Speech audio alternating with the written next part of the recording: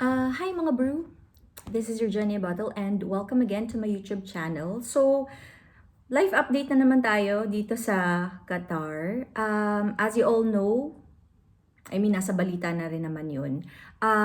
March 5, that was 2 days ago. Today pala is March 7. It's 6:45 in the evening. Nung March 5, there were several missile attacks at 11:51 in the morning. So 14 missiles and 4 drones yun. From those 14 missiles, 13 ang na-intercept and all drones were intercepted. Yung nag-iisang missile na hindi nila na-intercept is it fell in the territorial waters.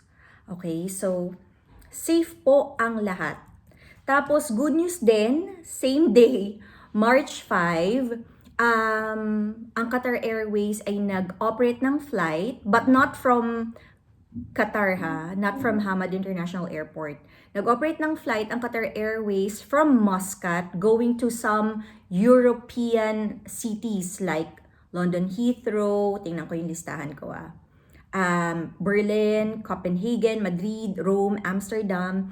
Tapos, from Riyadh, nagkaroon din ng flight to Frankfurt. So, ito for the stranded passengers only. Okay? Wala tong mga other passengers na gusto lang talagang umalis ng Qatar. Tapos, today, March 7, there were more repatriation flights from Hamad International Airport. So they went to London, Paris, Madrid, Rome, Frankfurt.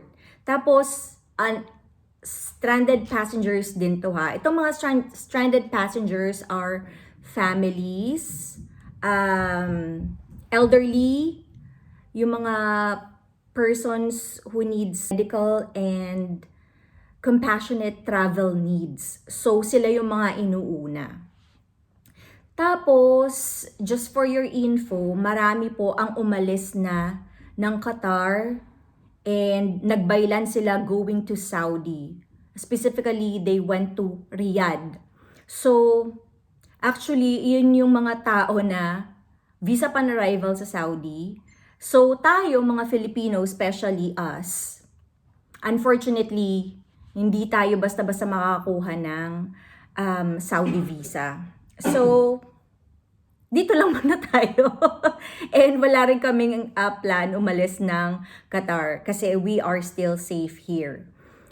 Speaking of safety, yung mga lumalabas na balita na wala po tayong interceptors, mauubos na ang interceptors dito sa Qatar, I don't think it's true. Okay?